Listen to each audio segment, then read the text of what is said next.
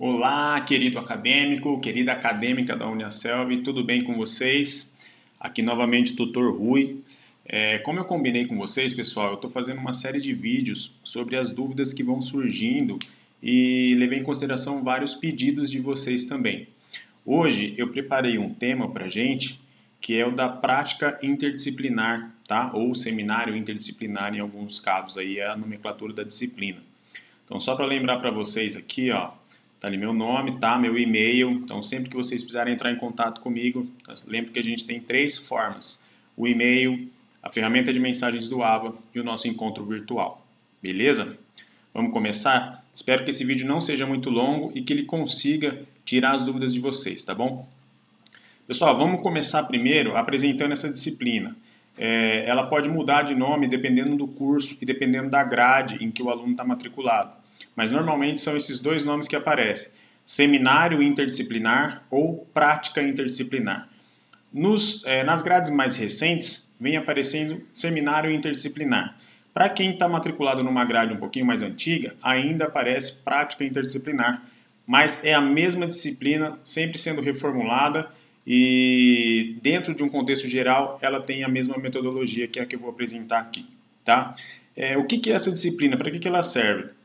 Ela é uma disciplina que está presente na maioria dos cursos da Uniaselv, porque uma das propostas da Uniaselv é que o acadêmico da graduação ele tem uma bagagem de pesquisa, de pesquisador, né? Então, essa disciplina, ela trabalha justamente essa habilidade que a Uniaselv quer desenvolver nos acadêmicos, que é fomentar o lado pesquisador desse acadêmico, possibilitar que ele faça uma pesquisa científica, né, no formato científico de fato, e que ele aprenda como fazer essa pesquisa.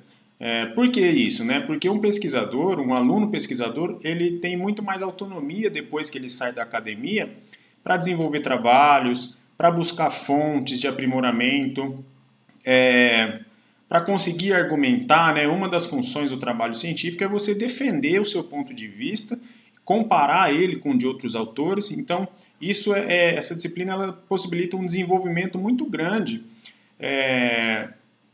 no próprio acadêmico, na questão da autonomia dele, de saber pensar, de saber argumentar, de saber escrever, de saber pesquisar fontes. Então, é uma disciplina fantástica que a Uniaselv oferece e está presente aí para a maioria dos cursos, ok? Ela é uma disciplina semestral, então ela tem duração do semestre inteiro. Então, ao mesmo tempo que você está cursando as disciplinas regulares, né, aquelas de 4 encontros, o seminário interdisciplinar ele dura todo o semestre. E por que ele é semestral? Não é por acaso. Porque ele é interdisciplinar, como eu vou falar daqui a pouquinho. Ele é um trabalho extenso, é um trabalho minucioso, então você não consegue produzir um bom trabalho em um mês, né? Então ele permite aí ao acadêmico bastante tempo para que a pesquisa aconteça e para que o trabalho seja bem feito, tá? Nessa disciplina não existe prova, né, diferente das outras. Ela trabalha com duas notas. Uma nota é referente ao paper, que eu já vou explicar o que é o paper, e a socialização desse paper, que eu também vou explicar daqui a pouquinho. E ela é uma disciplina cumulativa, né? Muita gente tem medo dessa disciplina quando fala do paper. Meu Deus, eu vou ter que desenvolver um artigo científico, eu não sei como faz isso, nunca soube. Então, a Uniaselv ela está sempre aprimorando essa disciplina para que torne mais fácil, porque o objetivo é que o aluno aprenda, que o aluno desenvolva. Então, nas grades mais recentes, essa disciplina está bem bacana e ela é cumulativa. O que isso quer dizer? Você não faz todo o paper de uma vez só. Você faz no primeiro módulo dessa disciplina uma parte, no segundo módulo essa parte mais outra parte, no terceiro módulo essas duas e mais uma, no outro módulo as três e mais uma, e assim vai, sempre sucessivo, cumulando, né, acumulando as partes para que lá no último módulo do seu curso você vai fazer o paper sim completo. Então você vai aprendendo passo a passo como construir esse paper, ok? Então fiquem tranquilos. Antigamente a Uniaselv trabalhava dessa forma. No primeiro semestre já de aula, o aluno tinha que produzir um paper completo. O que acontecia? Ou os papers eram de qualidade muito ruim, ou havia muito plágio. O que é o plágio? O aluno ia, pegava um paper pronto da internet, ou pedia para alguém fazer, e copiava coisas prontas. Então, o que acontecia? Primeiro, plágio é crime, né? Esse aluno muitas vezes reprovava, ele ficava frustrado, porque é um trabalho complicado de fazer, é preciso ter uma iniciação, é preciso aprender a metodologia correta de uma pesquisa, e muita gente reprovava nessa disciplina. Então, o paper sempre, por muito tempo, foi um grande vilão, né, dos acadêmicos da Uniaselv.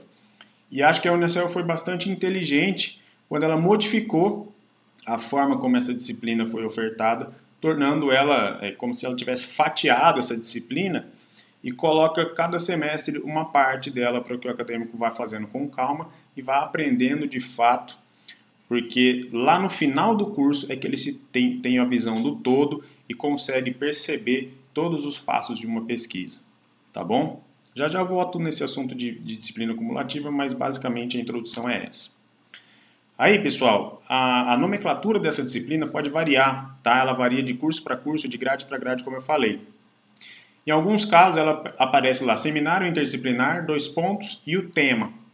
Eu coloquei esse seminário interdisciplinar Introdução à Pesquisa, porque ela é comum a quase todos os cursos. Normalmente, ela é a primeira etapa do seminário interdisciplinar, tá? Nos outros cursos, tem seminário da prática, né, ou seminário interdisciplinar, e na frente o tema. Em alguns outros casos, somente prática interdisciplinar, e aí prática 1, prática 2, prática 3. Tá? Então, dependendo do seu curso, dependendo da grade que você está matriculado, pode aparecer com essas 3 nomenclaturas. Ali do lado, eu coloquei como que aparece no AVA, por exemplo. Então, para um lá, ó, no curso de letras, prática interdisciplinar 7. Significa que o acadêmico já fez a 1, a 2, a 3, a 4, a 5, a 6 e está na 7.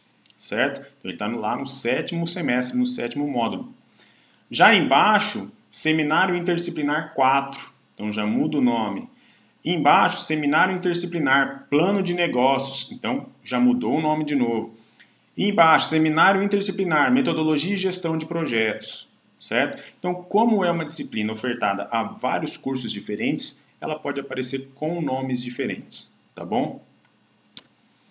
Por que ela é interdisciplinar? Lembra que eu falei que ela dura um semestre inteiro? Durante esse semestre, né, a gente chama de módulo, mas é um semestre, você tem várias disciplinas, certo? Vamos supor que você faz pedagogia, então você tem filosofia da educação, história da educação, políticas educacionais e metodologia, vamos supor. No seu paper, né, nessa disciplina, você pode associar conhecimentos das diferentes disciplinas. Vamos supor, se você vai trabalhar em um tema que você vai precisar abordar filosofia da educação e políticas educacionais, você pode buscar fontes de material abordando essas duas disciplinas. Por isso que ele é interdisciplinar. Você não precisa recorrer a somente uma disciplina para escrever um trabalho. Você recorre a vários conhecimentos para formular o seu próprio. Certo? Então, por isso que é seminário interdisciplinar ou prática interdisciplinar. Beleza? Como assim cumulativo? Como eu já expliquei, à medida que o aluno vai progredindo na disciplina, ela vai ficando mais complexa. Então, a primeira vez que aparece o seminário interdisciplinar, ele é esse introdução à pesquisa. Então, o aluno não faz uma pesquisa completa, um paper completo com todas as etapas. Nessa prática específica de introdução à pesquisa, ela vai abordar somente citações e referências. Então, o aluno ainda não se preocupa com o título, o aluno ainda não se preocupa em fazer resumo, o aluno ainda não se preocupa em fazer a fundamentação teórica. Ele vai focar apenas em citações e referências. E aí, lá na trilha de aprendizagem, ela sempre vai retomar o que vai ser pedido, onde você encontra o que vai ser pedido, qual a nota que vai ter esse paper, né? Onde que faz, e tem também o template que eu já vou falar. Essa disciplina, pessoal, do começo, do primeiro módulo até o último módulo, ela sempre vai buscar material na disciplina de metodologia científica. Então, se você tem aí o livro da disciplina de metodologia científica, guarda esse livro porque você vai estar sempre recorrendo a ele. Lá é que vai explicar como escrever um artigo, qual é a linguagem que se usa, como fazer as citações, citações direta curta, citação direta longa, citação indireta, referências, referência de livro, referência de artigo, referência de vídeo da internet. Então, essa disciplina ela é fundamental para que você tenha sucesso também na disciplina de prática interdisciplinar. Ok? Normalmente, nessa introdução à pesquisa, também não é sugerido um tema, como nos outros. Então, o tema ele é livre, ou você pode trabalhar somente com as orientações do template. Ok? A partir do segundo módulo, né, do seminário interdisciplinar 2, por exemplo, ou ele vai vir já com um tema na frente, aí sim a sua pesquisa tem que passar a ser direcionada. Ah, professor, vai ser sempre o mesmo tema? Não. Normalmente o tema está relacionado com as disciplinas do semestre. Então, mudou o semestre, mudou as disciplinas, provavelmente você vai trabalhar com outro tema no seu paper. Lá no final, o tema é livre, vai depender do que está na sua trilha de aprendizagem, mas normalmente quando o acadêmico ele vai construir o paper completo, ele escolhe o tema, porque ele já passou por todas as disciplinas do curso, e aí ele trabalha com o paper completo. Ok?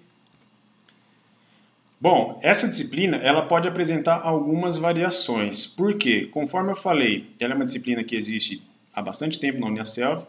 Vai depender da sua grade curricular, né, de quando você foi matriculado, se é uma grade curricular antiga, se é uma grade curricular nova. Às vezes o MEC altera a grade curricular do curso e essa disciplina ela tem que ser adequada àquela nova grade, certo? Pode variar também de curso para curso.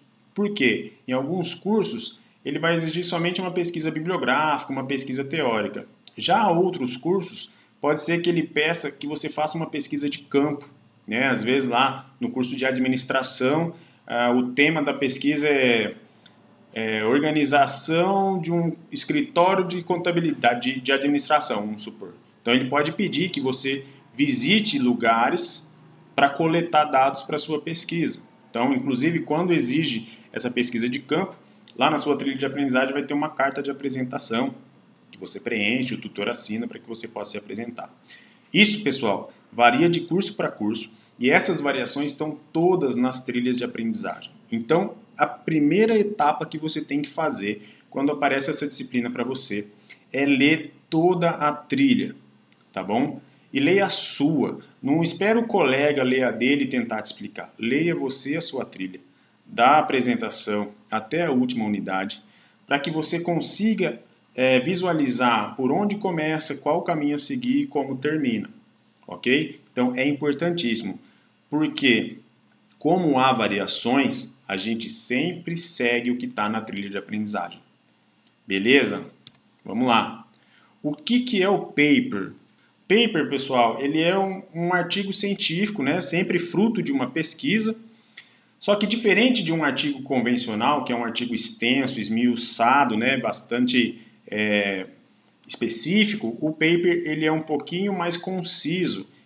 Um artigo, por exemplo, tem 25 páginas, alguns até 30 páginas, que podem se tornar capítulos de livro, por exemplo, tal. O paper ele é um pouquinho menor. Ele vai ter ali entre 7, alguns até 7, outros de 7 a 12, outros de 7 a 15, certo? Então ele é um pouquinho mais conciso. Mas a linguagem acadêmica é a mesma, as normas de citação e referência são iguais, tá? O processo de pesquisa é o mesmo. O que é uma pesquisa? Para que serve uma pesquisa?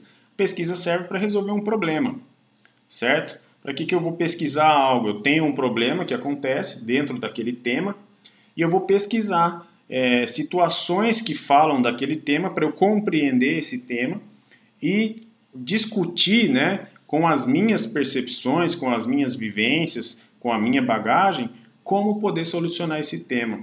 Então, por isso que os trabalhos são expostos, publicados em revistas, em congressos e tudo mais, para que você possa trazer análises novas, né? Os cientistas, os pesquisadores, eles tragam análises novas sobre determinados problemas. Então, por isso que a gente fala que é a ciência que traz o progresso, é a ciência que ajuda na evolução. Por quê? São os cientistas que vão buscando soluções para inovar, né? Para criar coisas novas ou para solucionar coisas que não estão funcionando direito, certo? E como que a gente registra essa pesquisa? Através de um trabalho científico, Pode ser um livro, pode ser um banner, pode ser um artigo científico e pode ser um paper, ok? No nosso caso aqui, a gente trabalha com o formato reduzido, porque é o início da jornada de pesquisa do acadêmico, então, por isso, o paper, ok? E quais são as partes do paper? O que tem normalmente no paper? Então, todo paper tem um título. Nos nossos templates aqui nós vamos ver os autores, normalmente tutor e acadêmico. Esses autores eles são referenciados no rodapé, já eu vou mostrar alguns templates para vocês vão compreender. Resumo, palavras-chave, introdução, fundamentação teórica. Todo paper normalmente tem as citações podem aparecer na introdução, podem aparecer nos resultados de discussão, mas normalmente aparecem na fundamentação teórica. O que é a fundamentação teórica? São os autores, né, os teóricos que vão fundamentar o seu trabalho, que vão fundamentar a sua opinião, aqueles que vão dar base para que você possa argumentar. Materiais e métodos, antiga metodologia, né, onde você vai apresentar como foi o seu processo de pesquisa, se é uma pesquisa bibliográfica, se foi uma pesquisa de campo. Tá? Resultados e discussão, então toda pesquisa tem uma coleta de dados. Quais são os resultados, quais são os dados que você coletou? E a discussão é qual é a sua análise, como você discute esses dados com o problema, certo? É a parte mais pessoal, assim, por isso que é a parte muitas vezes mais extensa e mais difícil. E por último, as referências. Então, onde que você buscou esses autores aí que você fez sua fundamentação teórica? Qual é o autor, qual é o livro, né? Qual é o vídeo, qual é o material? Então, lá nas referências é que você vai colocar todos esses materiais aí que referenciaram o seu trabalho. Beleza? Se a gente observar, pessoal, é importante que vocês sempre façam a leitura do template. O que é o template? O template é um arquivo que está disponibilizado na sua trilha de aprendizagem para download, e é em cima desse template que você vai escrever o seu trabalho, que você vai digitar o seu trabalho. Muitas vezes o acadêmico ele baixa o template e não lê, porque alguns templates eles têm essas caixas aí que a gente vê para ser preenchida e o aluno não sabe como fazer. Então leia o template, que muitas vezes ele é autoexplicativo. Eu peguei um exemplo ali de um template que lá no item de materiais e métodos, olha o que está escrito dentro da caixa. Descreva neste campo os materiais, métodos, técnicas. Então ele está falando para você o que você tem que fazer. Muitas vezes o acadêmico ele não lê essa parte, aí ele busca o tutor externo, aí agora online a gente tem uma demora na comunicação e o aluno acaba perdendo tempo, acaba ficando perdido, sendo que muitas vezes se ele lê ali o template ele já tem uma ideia, já tem um norte para poder começar o trabalho, tá? Então, sempre baixem o template e façam a leitura do template. Então, lembre o passo a passo. Primeiro passo, leia todas as trilhas de aprendizagem para que você saiba por onde começar e quais são todas as etapas da sua disciplina. Baixe o template para você ver quais são as etapas que você vai escrever de fato. E leia o template porque ele é autoexplicativo, ele vai te ajudar muito, ok? Depois, pessoal, que vocês fizeram esse artigo, postaram esse artigo, esse paper, a gente tem a parte da socialização. Nas turmas Flex, que é o nosso caso, a socialização ela é online. Como assim? Lá em Notas e Avaliações, onde você posta o seu paper, durante o período, né, de socialização, vai ficar disponível lá um botãozinho responder. Então vão ser feitas duas perguntas, vai abrir uma tela com duas caixinhas de perguntas a respeito da sua pesquisa, a respeito do tema que você trabalhou. Muitas vezes ele antes de você responder, eles indicam textos para que você leia para poder responder as perguntas, então é tudo online, ok? Você vai responder lá, digitar as respostas, enviar e depois você vai receber a sua nota, ok? Pessoal, eu vou voltar aqui nas variações da disciplina, porque eu vou mostrar para vocês alguns templates, certo? Eu busquei 4 trilhas de aprendizagem diferentes, de cursos diferentes, para vocês verem que o template ele pode variar. Então, olha esse template aqui, ó. Esse template é o mais recente, ele é do primeiro, né, Introdução à Pesquisa. Então, nesse template aqui, por exemplo, o que o aluno faz? título, citação direta curta, citação direta longa e citação indireta. E olha só como o template é autoexplicativo. Insira aqui o título acadêmico, utilizando os artigos disponibilizados na trilha, insira nesse quadro uma citação. Então, o próprio template te diz o que você tem que fazer. Finalizando as citações, vá para as referências. Agora chegou a vez de referenciar os autores. Então, você vai colocar as referências. Insira nesse quadro as referências utilizadas de acordo com as configurações. Então, aqui ó, já tem uns exemplos de referências. E ele pede para que você coloque as referências que você utilizou aqui nas citações. Lembrando, pessoal, que as citações têm normas, que as referências têm normas, que todas essas normas estão na trilha de aprendizagem e no livro de metodologia científica, ok? Agora um outro template aqui, olha esse. Esse aqui já é um template um pouco mais antigo, porque ele é completo, ó. Ele tem título, aqui ele já diz, por exemplo, qual a letra, qual o tamanho, se é maiúsculo, se é negrito, o título deve ser claro. Então o template ele vai sempre te dar as diretrizes de como fazer o trabalho. Aqui ó, ele já dá uns exemplos, resumo, palavra-chave. Aqui ó, uma coisa bacana de a gente ver. Lembra que eu falei que tem os autores? Vocês vão ver que nos templates sempre tem um rodapé na primeira página aqui, ó. O que acontece? Aqui em cima você escreve o nome, então, às vezes, o nome do acadêmico e o nome do tutor. Lá embaixo está a referência, ó. Número 1, inserir aqui o vínculo institucional, contato eletrônico. 2, professor do departamento. Então, quem que é o 2? O 2 é a Maria Rita Leone. O que ela é? Professora do Departamento de Teoria e Prática de Ensino da UFPR, entendeu? Então, isso já é uma referência que a gente faz. Eu coloquei lá um nome e a referência desse nome está aqui no rodapé. Existe muita confusão na hora de fazer esse rodapé pelos acadêmicos, tá bom? Aqui o template completo, como eu estou falando, ó, ele vai te explicando a introdução de um artigo, leva ao público de interesse, tal. Então, olha esse template aqui, ó. Fala qual é a fonte, qual é o tamanho, certo? Tem todas as etapas, ó, resultado de discussão, considerações finais, tudo mais. Então, pode ser que dependendo da sua grade, dependendo da sua trilha, você baixe esse tipo aqui de template.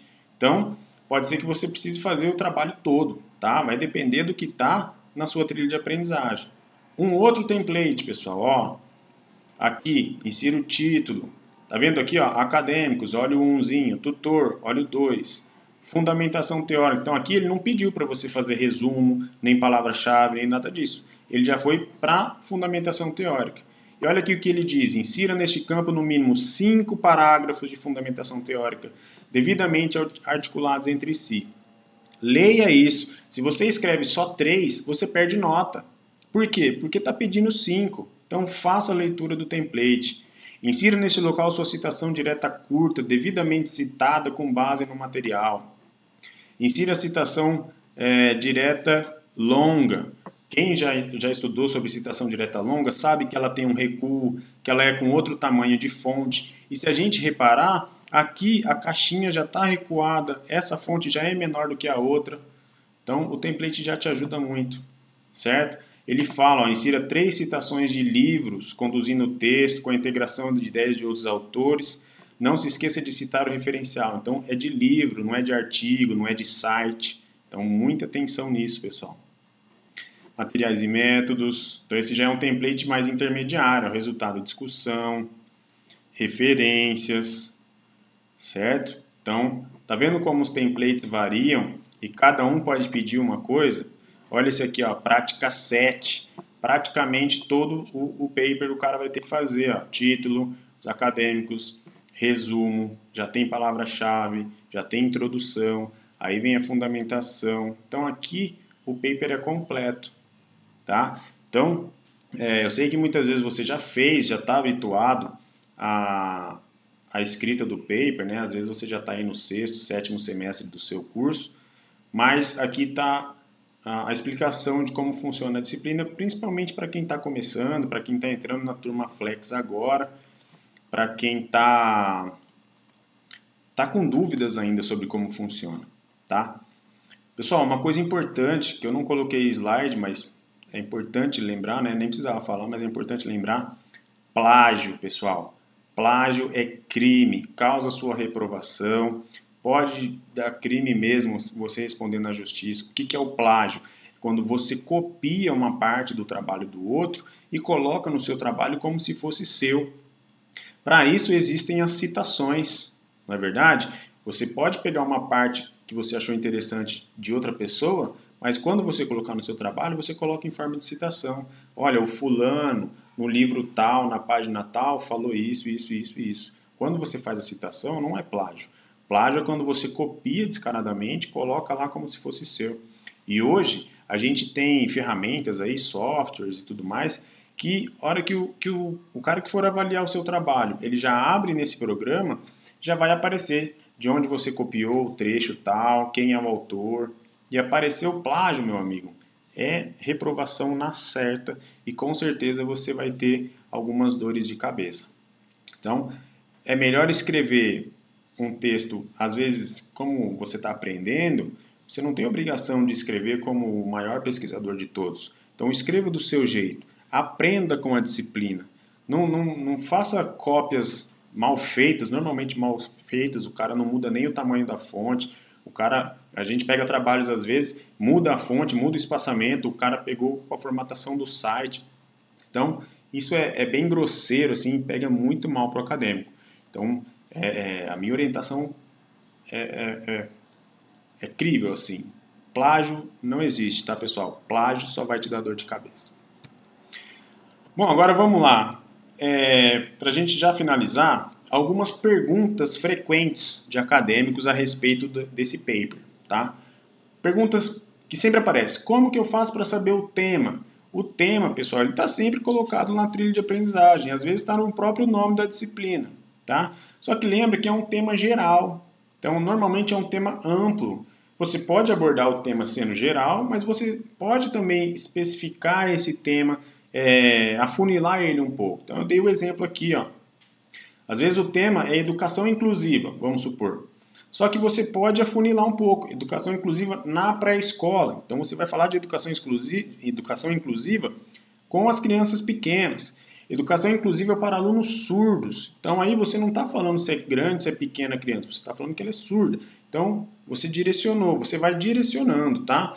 O tema que está lá é o que vai nortear o seu trabalho, mas ele não pode limitar o seu trabalho, certo? Educação inclusiva em ambiente não escolar, como que funciona a educação inclusiva em ONGs, por exemplo, ou nos asilos, não sei, entendeu? Então, você tem essa liberdade de afunilar esse tema, sem problema. O que você não pode é fugir. Vamos supor, o tema geral é educação inclusiva, e você vai falar sobre esporte na escola.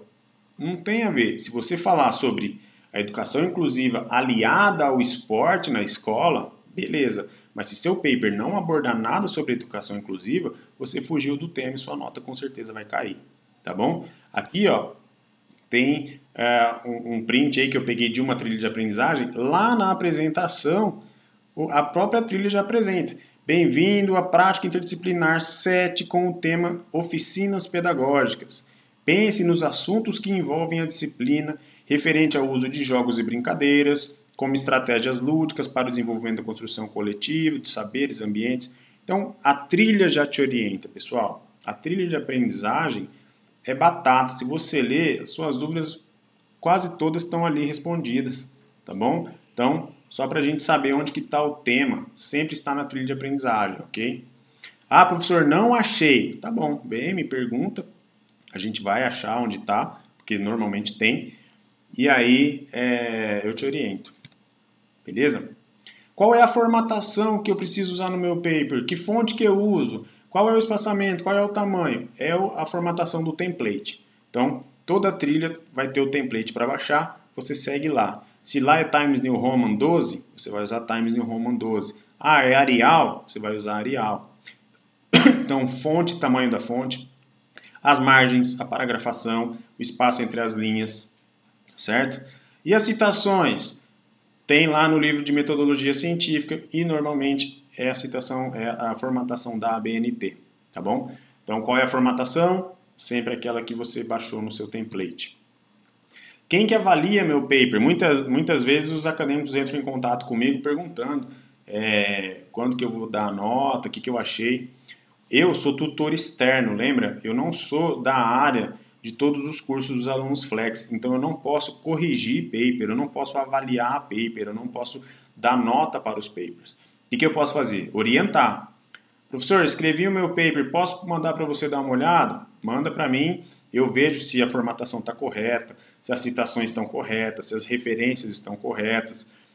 Dou uma olhada, vejo se não tem nenhum erro ortográfico muito grosseiro e tudo mais, e te dou a devolutiva. Ó, essa citação aqui tem que mudar isso, isso e isso. Olha, essa citação aqui está errada, essa aqui está faltando um autor, tal, tal, tal. Isso eu faço. Agora, quem corrige é a tutoria interna. Então, você vai postar o seu paper, o tutor interno, que é da área do seu curso, vai ler o seu trabalho e vai avaliar, vai dar a nota. Outra pergunta que sempre aparece, até esqueci de colocar na apresentação. Ah, minha nota está demorando para sair. Lembra, pessoal, que o tutor interno está avaliando um trabalho de, às vezes, 10 páginas e de muitos alunos. Então, é normal demorar um pouquinho para sair essa nota. Ah, mas demorar quanto? O prazo para lançamento da nota é de 30 dias a partir do término do prazo de postagem.